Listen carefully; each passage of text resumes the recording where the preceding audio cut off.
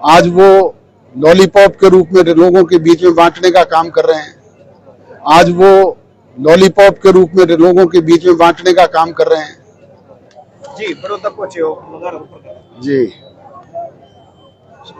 Sir, Baroda पहुंचे हैं। और कुछ विधानसभा चुनाव नजदीक है, इस तैयारियों को लेकर किस तरह की तैयारियां इस तरह से गांव में जा रहे हैं?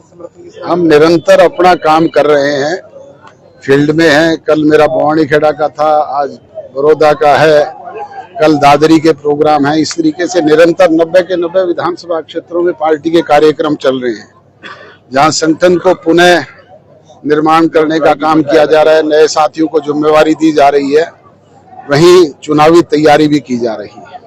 लेकिन बीजेपी का साथ जब गठबंधन था तब तारीफों के पुल बनते थे, लेकिन अब खिंचातानी चल रही है, आरोप प्रत्यारोप लगाए जा रहे हैं। राजनीतिक विरोधी और क्या काम करेंगे भाई?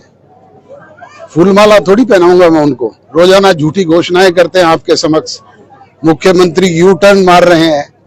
जिन बातों पे 4.5 वर्ष तक प्रतिबंध लगाने का काम किया था, आज वो लॉलीपॉप के रूप में लोगों के बीच में बांटने का काम कर रहे हैं। कांग्रेस हिसाब मांग रहे हैं। कांग्रेस अपना 10 साल का हिसाब तो दे दे, पहले हिसाब मांगे, अच्छी बात है। विरोध का काम होता है अपोजिशन का, वो मांगे। पर हाउस में भूपेंद्र सिंह जी हुड्डा मौन रहते थे, तब तो कभी उन्होंने हिसाब नहीं मांगा। आज सड़कों पर हिसाब मांगते हुए घूम रहे हैं, राजनीतिक रोटियां सेकने के लिए। भूपेंद्र हुड्डा कह रहे हैं कि जेजेपी का खाता ही नहीं खुलेगा। प्रजातंत्र में ये फैसला जनता जनार्दन करती है। भूपेंद्र सिंह जी हुड्डा तो 70 पार की बात कांग्रेस की भी कर रहे हैं, परंतु मुझे ये तो बताएं कि टिकट कहां से लेकर के आएंगे। और फैसला जनता ने करना है प्रजातंत्र में। विनेश फोगाट को लेकर लगातार राजनीति हो रही है, उसको लेकर क्या कहना चाहेंगे? 140 करोड़ भारतवर्ष के लोग विनेश फोगाट के साथ हैं। इस मामले में राजनीति ना करें, अगर नीयत साफ है तो उसकी मदद करने का काम करें। इनेलो और बसपा गठबंधन हुआ है, उसको लेकर किस तरह देखते हैं? पहले भी हुआ था, कोई नई बात नहीं हुई। तो जेजेपी का भी किसी से समझौता हुआ? चुनाव घोषित होने दें, शायद हो जाए। अभी आपने जो प्रत्याशी थे बीजेपी जेजेपी के यहाँ से बड़ौदा हल्के से, वो छोड़ के चले गए, उस पर भी टच करने का काम किया है, क्या कहना चाहेंगे? मैंने बताया ना कि वो लोग माल लूटने के लिए आए थे। राज के 4.5 साल मुझे लूटे, और जैसे ही राज का खात्मा हुआ वो लोग चले गए। हरियाणा प्रदेश में 2 महीने के बाद हरियाणा प्रदेश की विधानसभा के चुनाव होने जा रहे हैं। इसी चुनाव के सिलसिले में आपके सहयोग और समर्थन के लिए, आपके प्यार, आशीर्वाद और वोट के लिए आपके बीच में हाजिर हुए हैं। मेरे से पूर्व वक्ताओं ने, पार्टी के वरिष्ठ साथियों ने बड़े विस्तार से सारी बातों का उल्लेख आपके बीच में किया है। उन बातों को पुनः दोहरा करके मैं आपका समय जाया नहीं करना चाहूंगा। प्रचार प्रसार का युग है। आप लोग रोजाना रेडियो, टेलीविजन, अखबार और दूसरे प्रचार साधनों के जरिए पढ़ते, सुनते और देखते भी हो। और उनसे भी तेज चलने वाली चीज आजकल ये सोशल मीडिया है। ये मोबाइल फोन हर एक के हाथ में है, हर एक के जेब में है, जिससे पल पल की सारी जानकारी हमसे भी पहले आप तक पहुंचती है। बुजुर्गों और नौजवान दोस्तों, अभी चंद ही दिन पहले लोकसभा के चुनाव होकर के हटे। उस चुनाव में पार्टी को पराजय का सामना करना पड़ा, और वो कहते हैं ना, गा तो गई गई गलोलिया भी ले गई। वो हमारा तो जो प्रत्याशी था वो भी रफू चक्कर हो गया, और वो खुद भी नहीं गया, एक आधे को और भी साथ ले गया। क्योंकि कहते हैं ना कि उधार के मांगे हुए घी से ऐसे ही चूरमे बनते हैं। वो तो सिर्फ सत्ता के मजे लूटने के लिए हमारे साथ जुड़े थे, और 4.5 साल तक सत्ता के मजे लूट करके चले गए। परंतु इस तरह के लोगों का कोई ठोर ठिकाना नहीं होता। कहते हैं ना, वो जिस गाय को जेवड़ा चावने की आदत हो जाती है, उसने यही काम करना है। पहले कांग्रेस में थे, फिर हमारे पास आए, भारतीय जनता पार्टी में चले गए। वो ना एक्सेप्ट करेंगे तो किसी और राजनीतिक दल में चले जाएंगे। इनका कोई ठोर ठिकाना नहीं है। पर ऐसे लोगों से सजग और सावधान रहने की आवश्यकता है। इसीलिए पहले ही जनता उन्हें नकार चुकी है। बुजुर्गों और नौजवान दोस्तों, लोकसभा का चुनाव नेशनल इश्यूज पे लड़ा गया था और देश के किसानों में इस बात का रोष था। उस रोष का खामियाजा भारतीय जनता पार्टी के साथ हमें भी भुगतना पड़ा, क्योंकि हम भी सरकार में उनके सहयोगी रहे थे। मुजफ्फरनगर से लेकर के बाड़मेर तक, अमृतसर से लेकर के अलीगढ़ तक किसानों ने एक मांगे बिना ही मांगे एक मुश्त कांग्रेस पार्टी के पक्ष में मतदान करने का काम किया। इसी तरीके से संविधान बचाओ का नारा कांग्रेस ने दिया और उस नारे में आकर के प्रदेश के देश के एससी कम्युनिटी के लोग पूरी तौर पे बिना मांगे कांग्रेस के पक्ष में गए। इसी तरीके से माइनॉरिटी के लोग, मुसलमान जो अपने आरक्षण की बात को लेकर के चिंतित थे, उन्होंने भी बिना मांगे कांग्रेस के पक्ष में मतदान एक तरफा करने का काम किया और उसका खामियाजा हमें भी भुगतना पड़ा। बुजुर्गों और नौजवान दोस्तों, हो सकता है चुनाव सरकार के दौरान हमसे भी कोई भूल चूक हुई होगी। प्रयास तो हमारा ये रहा था कि हम लोगों की ज्यादा से ज्यादा सेवाएं करें, अपनी कही गई बात लोगों के बीच में पूरी करें और हमारा ये हर संभव प्रयास रहा कि प्रदेश के कमेरे वर्ग के लोगों को, किसान को, मजदूर को, कर्मचारी को, व्यापारी को, छात्र को, शिक्षक को सब तरह की सुविधाएं प्राप्त हो, सब तरह के साधन मिले। इस बात का हमने पूरी तौर पे प्रयास किया।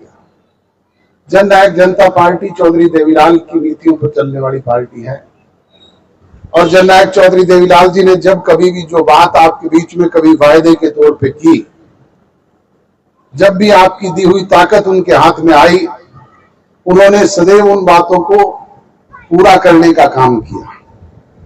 चाहे वो काम के बदले अनाज की योजना थी, चाहे मैचिंग ग्रांट शुरू करने की बात थी, चाहे वो गांव गांव में हरिजन चौपाल बनाने की योजना थी, चाहे किसान के ट्रैक्टर को गड्ढा डिक्लेयर करने की बात थी, चाहे साइकिल और रेडियो के टोकन टैक्स खत्म करने की बात थी, चाहे पंच परमेश्वर के काले हुक्के में जलने वाले तंबाकू पर लगे टैक्स को हटाने की बात थी, चाहे किसान की फसल किसी प्राकृतिक आपदा से, ओलावृष्टि से, आगजनी से, बाढ़जनी से तबाह और बर्बाद हो गई तो उसका उचित मुआवजा देने की बात थी, चाहे सड़क और नहर के किनारे लगे दरख्तों का आधा हिस्सा किसान को देकर के उसका फसल का मुआवजा देने की बात थी, चाहे घुमंतु जाति के बच्चों को 1 रुपया रोज प्रोत्साहन राशि देकर के उन्हें शिक्षित करने की बात थी, चाहे 100 रुपए माहवार बुजुर्गों को पेंशन देकर के एक सम्मान देने की बात थी, चाहे 10,000 तक के सहकारी बैंकों के कर्जे माफ करने की भी बात थी।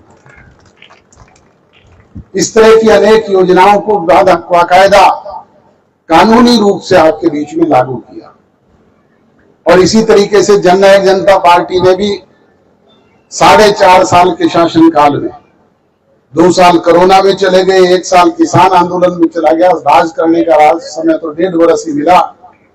उस 1.5 वर्ष में भी आपके बीच में कही गई उन बातों को कानूनी रूप से अमली जामा पहनाने का काम किया।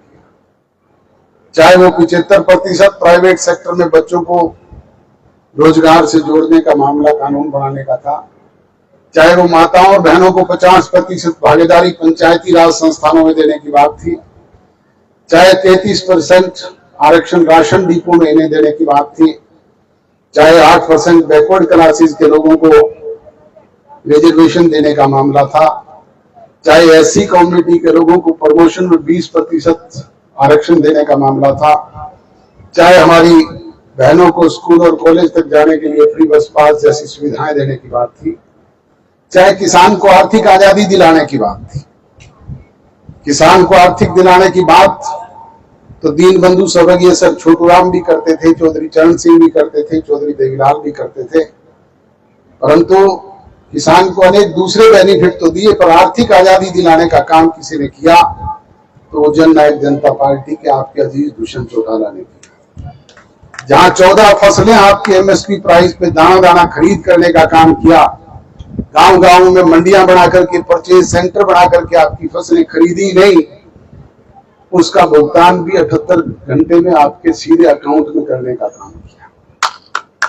बुजुर्गों और नौजवान दोस्तों, इस तरह की अनेक योजनाएं बाकायदा कानूनी रूप से आपके बीच में लागू की गई। आज इस सरकार प्रदेश में भारतीय जनता पार्टी की है। कुछ लोग हमें इस बात का उड़ामा देते थे कि आपको सरकार में शामिल नहीं होना चाहिए था। सरकार में शामिल ना होते तो ये जो घोषणाएं मैं आपके बीच में कर रहा था शायद ये भी पूरी नहीं कर पाते। और किसके साथ जा सकते थे आप बताएं? बुजुर्गों, नौजवान दोस्तों, परिस्थितियों के अनुकूल निर्णय करने पड़ते हैं।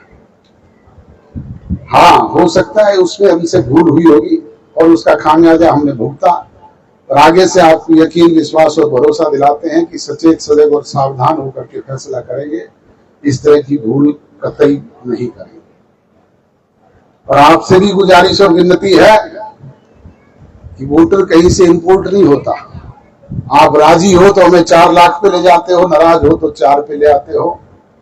इसलिए आपसे गुजारिश और विनती है कि जो कोई कोर कसर, कमी, कोताही लोकसभा चुनाव में रही है, आगामी विधानसभा में उसकी भरपाई करने का काम भी आप लोगों ने करना है।